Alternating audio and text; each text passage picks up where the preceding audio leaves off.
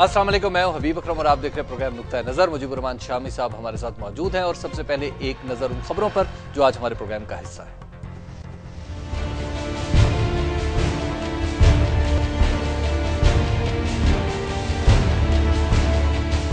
निगरान वजीर आजम के हवाले से पूरी कौम हमें देख रही है। वजीर आजम का कायदे हिज़्ब इख्तिलाफ को खत।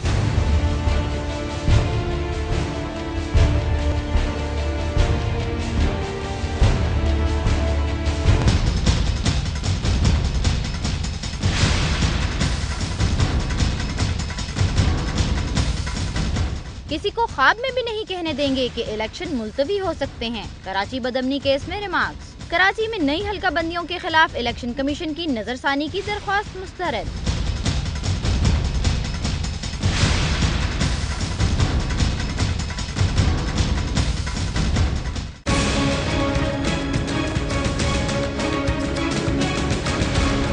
कराची में मेहरान बेस वाक़े के तफ्तीशकार पर हमला।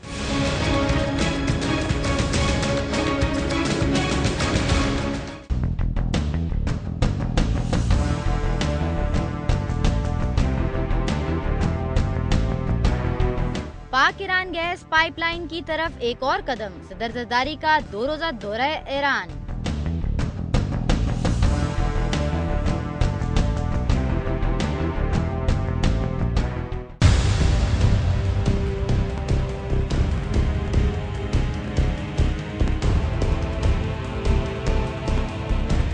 लीग में भी इलेक्शन। चौधरी परवेज इलाही बिला मुकाबला पंजाब के सदर मुंतखब। तहरीक इंसाफ के खैबर पख्तूनख्वा में इंतखाबात जारी।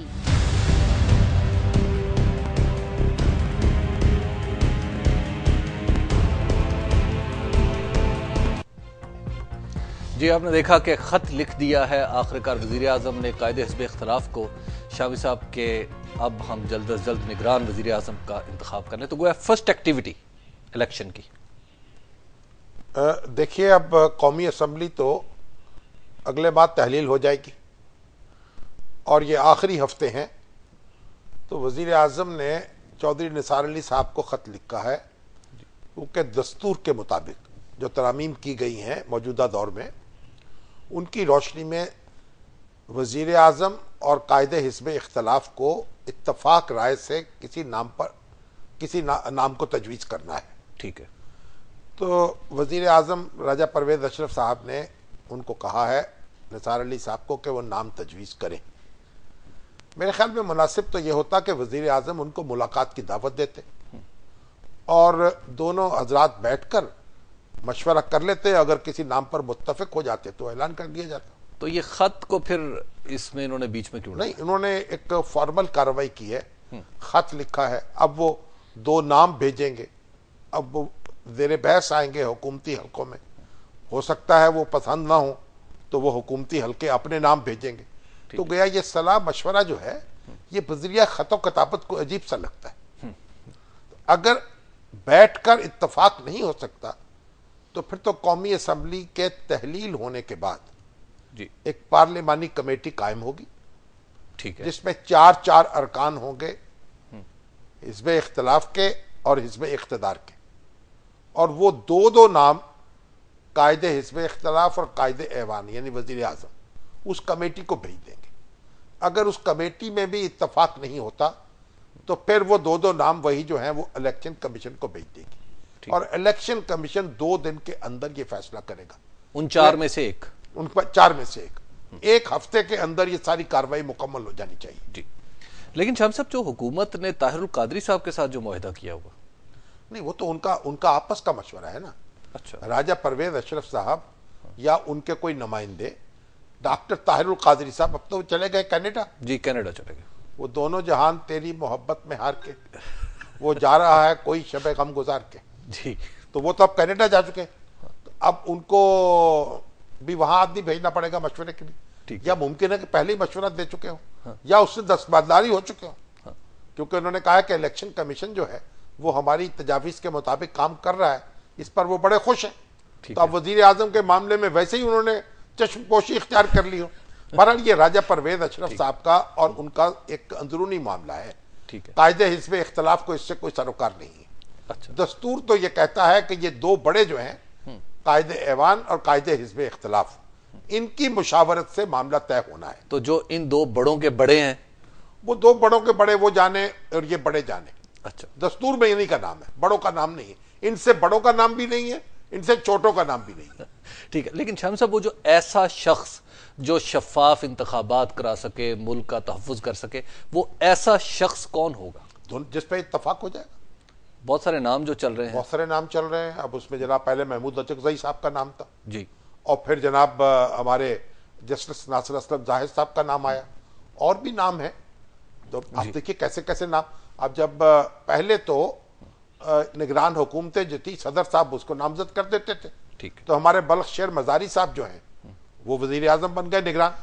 उससे पहले दोनों बेनजीर भुट्टो और नवाज शरीफ साहब के दरमियान इत्तफाक से वो हमारे मोइनुद्दीन कुरैशी जैसे जी, वो बने थे वजीर आजम, बाहर से मंगवाए गए थे। दोनों ने इत्तफाक राय से उनको चुना, लेकिन उसके बाद उनके साथ भी ताल्लुकात अच्छे नहीं रहे। वो जब यहाँ आए सुबकदोश होने के बाद, तो नवाज शरीफ साहब ने तो उनसे मिलना पसंद नहीं किया। अच्छा, हाँ जी जी। तो शाम साहब, शहबाज शरीफ साहब अब खत लिखेंगे इसी जमहूरी रवायत को आगे बढ़ाते हुए राजा रियाज साहब को कि जनाब आए, वजीर आला भी मुंतखब कर लें हम हाँ, ये पंजाब। भी करना पड़ेगा, क्योंकि इन दोनों के दरमियान भी सलाह मशवरा होना चाहिए। और अगर वो पेशकदमी नहीं करते और सलाह मशवरा नहीं करते तो कुट्टी करके बैठते हैं, तो फिर ये इलेक्शन कमीशन को भेजने होंगे दो दो नाम। ठीक है शाम साहब, आज एक तरफ तो ये इलेक्शन की बात चल पड़ी है ये, हाँ। जी, और दूसरी तरफ कराची में भी आज यही बात हो रही थी कि कराची में जो समात हो रही थी उसमें कहा गया कि हम ये बात भी नहीं करने देंगे कि इलेक्शन मुलतवी हो। नहीं तो सुप्रीम कोर्ट में समात, जी, सुप्रीम कोर्ट में समात। आप पहेलियां ना बजवाए ना, दरअसल की बात किया करें ना। जी, लोग इतने ज़हीन नहीं है जितने आप हैं। अच्छा, उनको कुछ बताना पड़ता है। जी, तो सुप्रीम कोर्ट में उन्होंने यह कहा कि इलेक्शन मुलतवी होने का कोई सवाल ही नहीं। देखिए, हमारी फौज और हमारी अदलिया और हमारी सिविल सोसाइटी, हमारे तमाम लोग वो इस बात पर यानी खड़े हैं और पहरा दे रहे हैं कि इलेक्शन बर वक्त होने चाहिए और किसी भी बहाने से, किसी भी उज़र से, किसी भी मंतक से और किसी भी दलील से इनको मुलतवी न किया जाए। लेकिन जो अदलिया का ये प्रेशर है कि आप डिमार्केशन करें, कराची में दोबारा हल्का बंदियां करें, ये भी तो नहीं काम हो सकता। ये अदलिया जाने और इलेक्शन कमीशन जाने। अच्छा, ठीक है, फिर हम ब्रेक ले लेते हैं और ब्रेक के बाद गुफ्तगू आगे बढ़ाएंगे। आप देखते रहिए नुक्ता नज़र।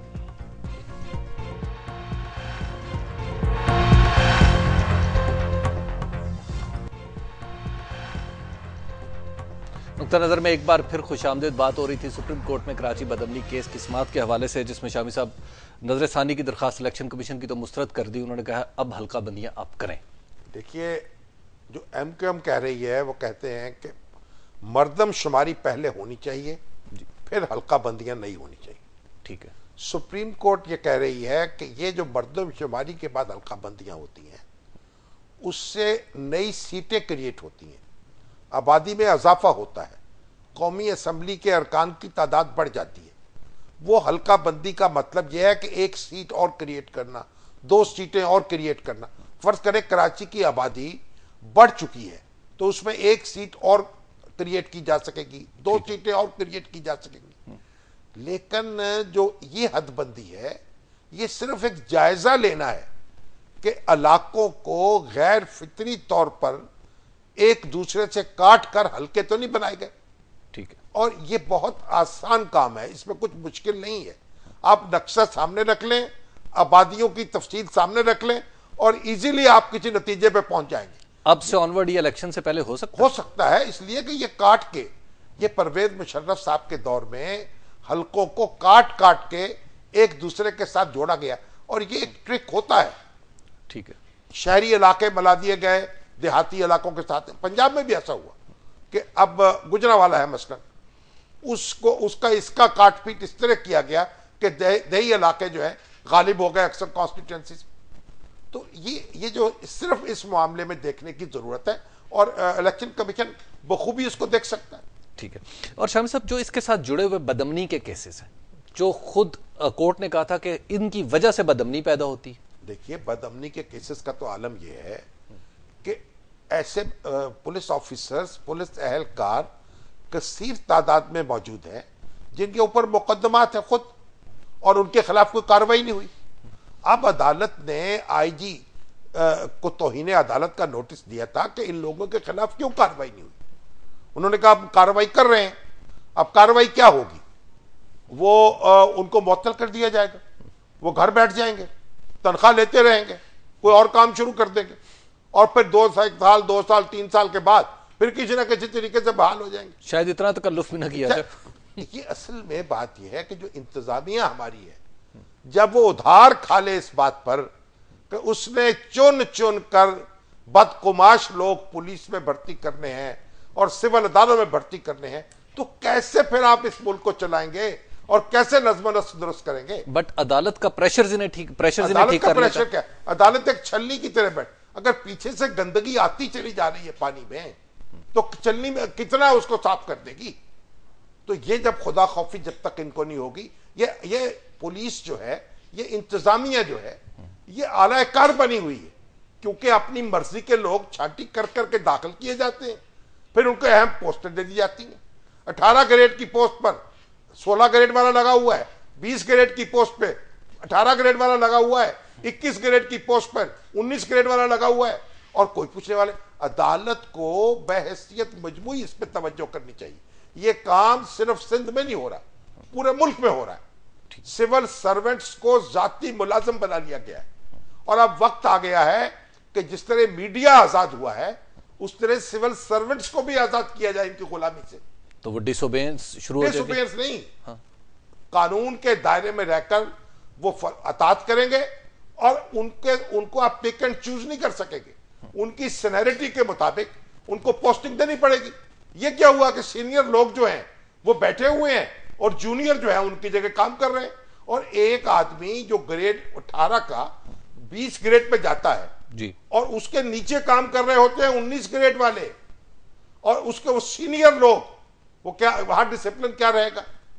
और कई जगह ऐसे गैरतमंद लोग होते हैं तो वो इनकार कर देते हैं। यहां भी एलडी में एक डीजी ऐसे मुकर्रर हुए, अच्छा, कि वो जूनियर थे, नीचे वालों ने इनकार कर दिया काम करने से। अच्छा, हाँ, तो ये होता है और होना चाहिए, और हुकूमतों को भी इस पर तवज्जो करनी चाहिए, अपने गिरेबान में झांकना चाहिए, और अदालतों को भी इस मामले को पैरामीटर्स चेक करने चाहिए।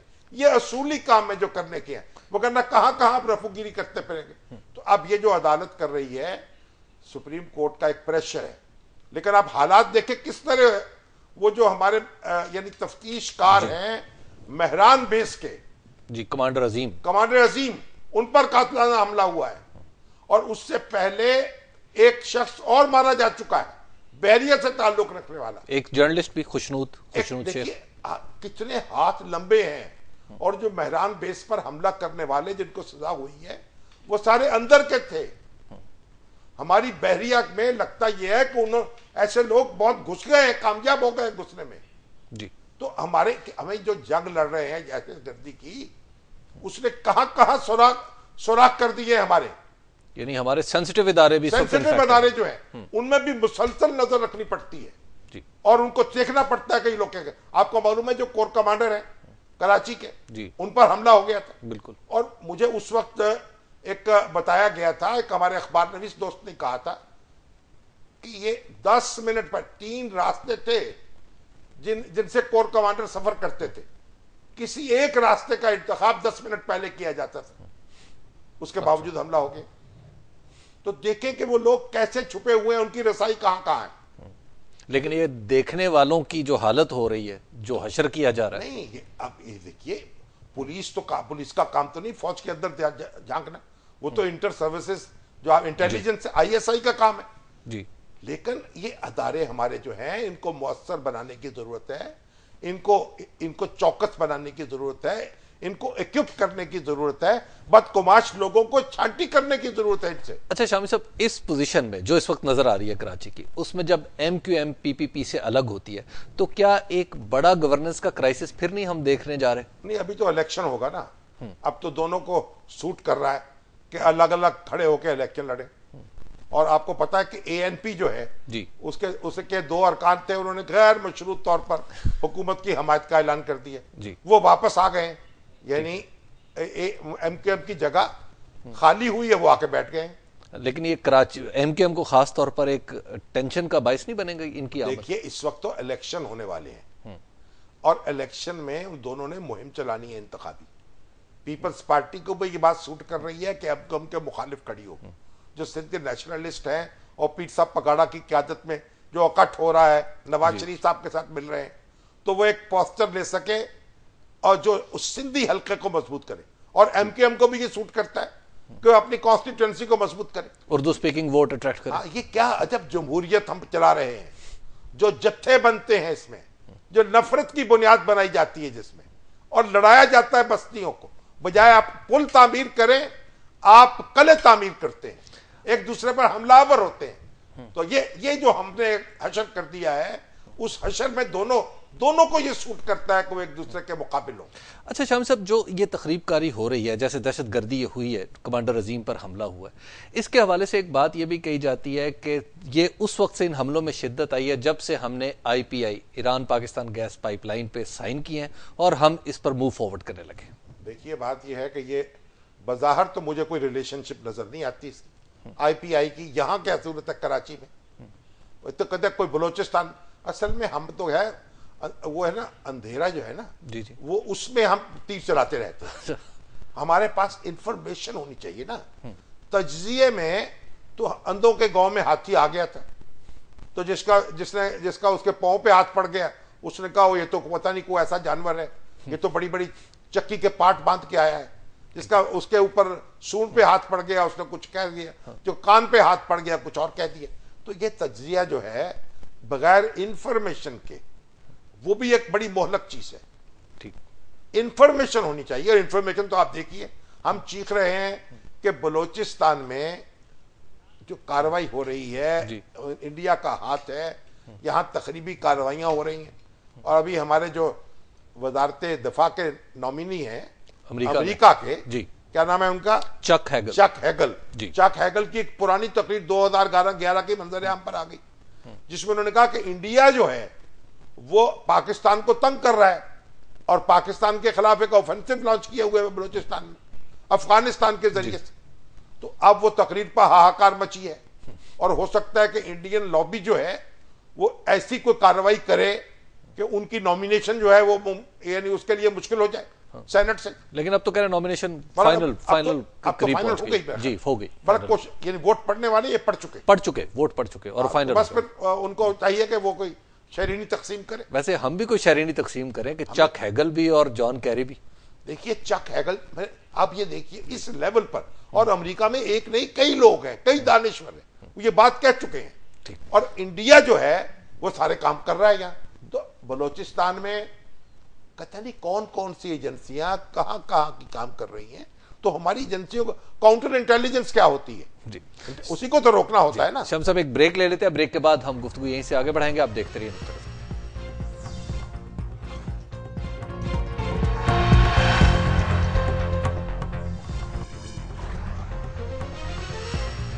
नुक्ता नज़र में। एक बार फिर खुशामदीद। शामी साहब सदर मुमलिकत पहुंच गए हैं ईरान, और ईरान में जाके वो साइन करेंगे, ये एक्सपेक्ट किया जा रहा है, ईरान पाकिस्तान गैस पाइपलाइन का मुआहदा, और $500 मिलियन भी लेके आएंगे। नहीं, असल में तो वो मुआहदा तो तकरीबन साइन हो गया है जी।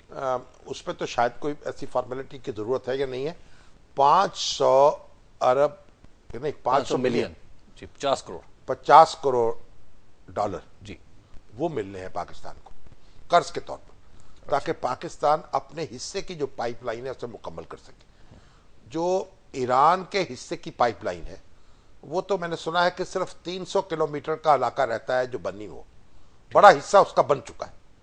पाकिस्तान में उसकी तामीर शुरू होनी है, और यह भी खबर आ रही थी कि 4 मार्च को शायद पाकिस्तान और ईरान के सरहद पर उसका इफ्तिताह किया जाए।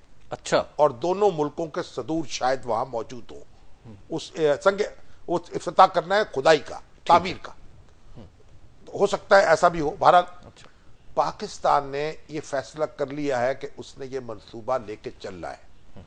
अब ईरान से जो हमें गैस मिलेगी ये 4000 मेगावाट बिजली इससे पैदा की जा सकती है। ठीक है। और इसमें इजाफा भी हो सकता है। इजाफा होगा तो हम 5000 मेगावाट बिजली इस गैस से पैदा कर लेंगे। अब अमेरिका का प्रेशर है, ये वार्निंग है बार बार, कभी देख लें फिर इसका नतीजा क्या होगा। अब देखना होगा कि अक़वाम मुत्तहिदा की जो सैंक्शंस हैं और जो अमेरिका की सैंक्शंस हैं, उनसे बचकर हमारे जो आईनी और कानूनी माहिरीन हैं वो किस तरह अपना रास्ता निकालते हैं। शम्स साहब, सबसे बड़ा मसला तो ये $500 मिलियन का ट्रांसफर ही नहीं होगा कि बैंकिंग सिस्टम तो है नहीं है वहां पे इंटरनेशनली। अब नहीं तो वो डॉलर तो वैसे ट्रांसफर हो जाएगा। डॉलर ट्रांसफर होने में क्या मजाक है। देखिए असल में दूसरी तरफ जो अमेरिका कह रहा है कि तुर्कमानिस्तान से आप गैस ले लें जी, लेकिन तुर्कमानिस्तान से जो गैस है उसके रास्ते में अफगानिस्तान आता है। जब तक वहां अमनो अमान की सूरत हाल बेहतर ना हो वहां कैसे काम शुरू होगा। ठीक है। उसमें ताखीर लगेगी उस मंसूबे में, अगरचे कि उसकी कीमत कदरे कम है। तो अब ये कीमत पर भी पाकिस्तानी हुकूमत चाह रही है कुछ रीनिगोशिएट करना ताकि उससे कम किया जा सके। अच्छा शम्स साहब, माजी में जब जब ये मंसूबा आया तो हमने आम तौर पर मंसूबा शुरू किया या इसकी आवाज लगाई और फिर अमेरिका से कोई ना कोई डील तय कर ली। नहीं, कौन सी डील तय कर ली हमने? मतलब हम रुक गए, अमेरिका ने हमें आंखें दिखाई। मतलब नहीं, कोशिश करते रहे हम, कभी इसका कोई अल्टरनेट आ जाए, कोई और सूरत निकल आए। जब वो सूरत नहीं निकली और मजबूरन उसमें जाना पड़ा आगे, और अब तो हुकूमत के आखिरी दिन है, वो ये ढोल जो है आने वाली हुकूमत के गले में बांध जाएगी। अच्छा हाँ, क्योंकि जरदारी साहब जाते जाते गवादर जो है उसका मामला भी तय कर दिया, चीन को दे दिया। ठीक है। और ये गैस पाइपलाइन पर भी दस्तखत कर दिए। अब यहां हमारी पंजाब असेंबली के बाहर उनके जो अरकान हैं उन्हें भंगड़ा भी डाल लिया। बिल्कुल। और भंगड़े डालेंगे इलेक्शन की कंपेन में, क्योंकि ये पॉपुलर फैसले किए हैं। हाँ। लोग भी यही चाहते थे कि ये फैसले हों ताकि जो हमारी एनर्जी की जरूरत है इससे कम से कम ऐसी बिजली पैदा होगी, हमारी जीडीपी में 2% इजाफा हो जाएगा। तो हम अपने सऊदी भाइयों और ईरानी भाइयों में तवाजुन कैसे करेंगे? तवाजुन तो देखिए, सऊदी भाइयों ने तो हमें नहीं कहा ना गैस ना लें, और गैस जो है देखिए हर एक बायलैटरल रिलेशनशिप होती है। अब अमेरिका के ताल्लुकात इसराइल से भी हैं, सऊदी अरब से भी हैं, ठीक, और इसी तरह दुनिया के मुल्कों में आपस में ताल्लुकात होते हैं। ईरान हमारा हमसाया है और सऊदी अरब हमारा बड़ा अजीज दोस्त है। तो हमसाए जो हैं उनको हम अलग तो नहीं कर सकते अपने आप से। और ईरान और पाकिस्तान के दरमियान भी कोई दुश्मनी की तारीख नहीं है, एक अच्छा रिश्ता है रहा है, एतमाद का रिश्ता। शाह ईरान थे, उस वक्त भी हमारी दोस्ती थी। आयतुल्लाह खमीनी आए और उनके जानशीन आए, उसके बाद भी हमारे ताल्लुकात अच्छे रहे। हमसायों में जो मुखासमत के लिए एक ही काफी है जो इंडिया है, ठीक है। बाकी सारे हमसायों से हमें बना के तो उससे भी रखनी चाहिए, लेकिन उसके अपने मसाइल हैं। लेकिन जहां कोई झगड़ा हमारा नहीं है वहां तो बॉर्डर को ठंडा रखना चाहिए। लेकिन शम्स साहब, उधर आप देखें ना कि जब यूएई ने और एक कंसोर्शियम ने, अरब कंसोर्शियम ने कहा कि हम खलीफा पॉइंट पे एक रिफाइनरी लगाते हैं, वो तो उन्होंने वापस ले ली अपनी ऑफर। अब ईरान की तरफ से यह ऑफर भी है कि गवादर में लगाते हैं। देखिए बात यह है, हमें तो इन्वेस्टमेंट चाहिए। जब आप ही कुछ चीज डेवलप नहीं करेंगे, अब गवादर पोर्ट तो डेवलप नहीं हुई, तो वहां जनाब दूसरे अरब आके कहां रिफाइनरी लगा देते। अब आप उसको पोर्ट को डेवलप कर रहे हैं तो अब रिफाइनरी भी लग रही है, तेल भी ईरान से आएगा, उसको जरूरत भी है रिफाइनरी, उसके यहाँ ये फैसिलिटीज बहुत कम है। तो इसके साथ मगर एक चीज मैं आपसे अर्ज करूं, ये जो एक गैस डेवलपमेंट सरचार्ज भी लगाया था इन्होंने, जिसमें पाकिस्तान अपने हिस्से की ये जो पाइपलाइन तामीर करने के लिए पैसे दे सके, उस पर इस्लामाबाद हाई कोर्ट ने स्टे दे दिया और वो रुक गया। तो इस तरफ भी तवज्जो करने की जरूरत है कि ये जो स्टे वगैरह के मामलात हैं इन पर भी जरा अच्छी तरह गौर कर लेना चाहिए, और फिर मुकदमों की समाज जल्दी होनी चाहिए। यहाँ लोग जो है, आप देखिए सिविल कोर्टों में भी ये तमाशा होता है, एक स्टे ले लिया और बस सो गए, फिर उसके बाद वकील साहब मुकदमा चलने ही नहीं देते, और वो जो मुद्दई है वो बेचारा परेशान होता है, और कभी मुद्दा अलह परेशान होता है। जिसको स्टे मिल जाए वो मुकदमा नहीं चलने देता, और जिसके खिलाफ हो वो तड़पता रहता है। ठीक बात। शाम साहब, जो आज जमातों में, मुख्तलिफ सियासी जमातों में इलेक्शन के लिए इलेक्शन कमीशन का भी दबाव है, तो काफ लीग में भी आज इलेक्शन हो रहा है, पंजाब में हो गया और तो केपीके में भी पीटीआई का। मुस्लिम लीग काफ जो है उसकी कौंसिल का इजलास हुआ यहाँ मुस्लिम लीग हाउस में, जो भी हमारे करीबी है। हमारी मुस्लिम लीग एक लिहाज से हमारी हमसाई है, थोड़े फासले पर वाक़ है। ठीक है।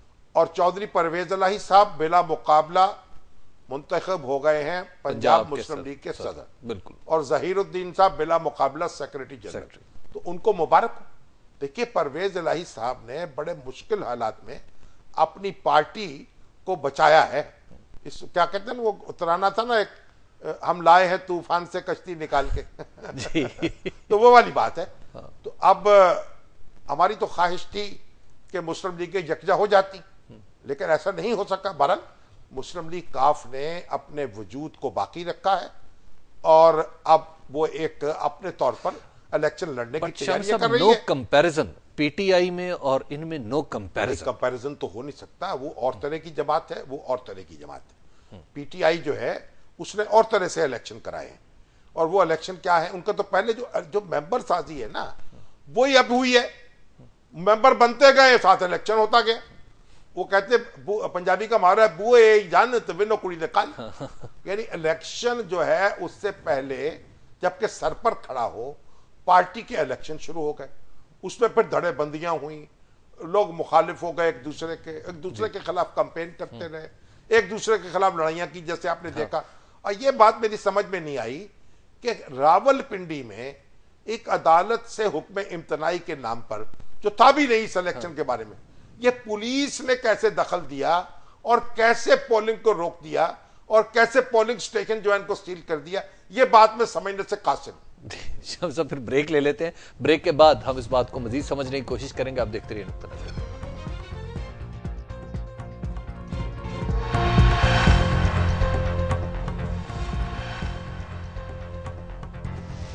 नुक्ता नजर में एक बार फिर खुश आमदीद। अभी हम आपके सवालात भी लेते हैं, लेकिन ब्रेक पर जाने से पहले हम बात कर रहे थे केपीके में और पीटीआई के खासतौर पर इंट्रा पार्टी इलेक्शंस के हवाले से।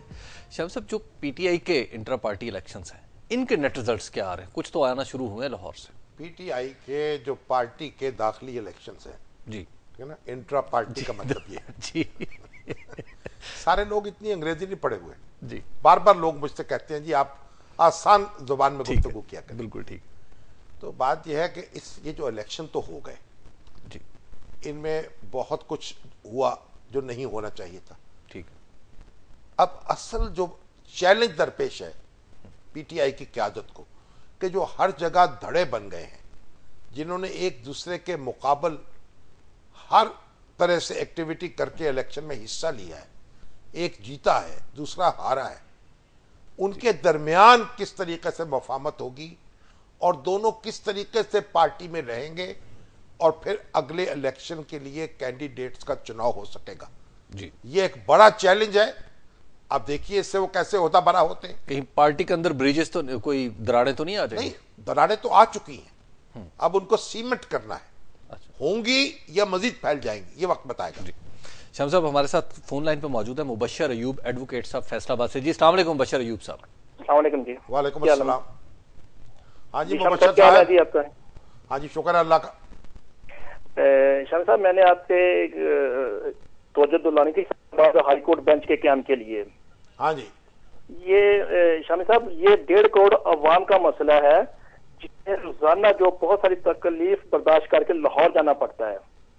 तो हमारे फैसलाबाद में हाई कोर्ट बेंच का क्याम बहुत ज्यादा जरूरी है। अगर आपने लाहौर की सड़कों से रश कम करना है तो आपको पंजाब के डिवीजन में बेंच देना जरूरी है। देखिए बात सुने, जी जी, फैसलाबाद में सरगोदा में बेंच कायम हो सकता है, इस मुतालबे का एक अपना वजन है। जो हमारा कल्चर है उसमें यह मुतालबा जायज हो सकता है, लेकिन मुझे जिस बात से इख्तलाफ है कि जिस तरह वकला ने एहतजाज किया है, अदालतों पे कब्जा किया है, उन पे तालाबंदी की है, ये इंतहाई नामुनासिब बात है। मैं कभी इसकी हमायत नहीं कर सकता, और जो अहले सियासत इसकी हमायत करेंगे वो अपने लिए गड़ा खोद रहे होंगे। हमने मुल्क को एक डिसिप्लिन में आगे बढ़ाना है। मुतालबात मनवाने के बहुत मौसर तरीके हो सकते हैं। वकला अपना एहतजाज करें, वकला अपनी हड़ताल करें, लेकिन अदालतों में ताले लगाने का और अदालतों को जबरदस्ती काम से रोकने का उनके पास कोई जवाज नहीं है, कोई इख्तियार नहीं है।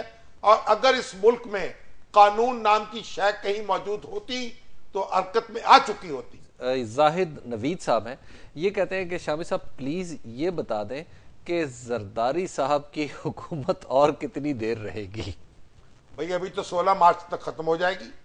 ठीक, अब आप आइंदा वोट की तैयारी करें जी। अगर आपने फिर वोट डाले उनको तो फिर आ जाएंगे। असलम खान साहब है जी कराची से। वो कहे ना, अदम का शेर है ना जी, कि शायद मुझे निकाल के पछता रहे हैं आप महफिल में, इस ख्याल से फिर आ गया हूं। असलम खान साहब है जी कराची से। जी अस्सलाम वालेकुम असलम खान साहब। वालेकुम सलाम। शामी साहब कैसे? आपकी दुआ है जी, शुक्र अल्लाह का। फरमाइए हुजूर।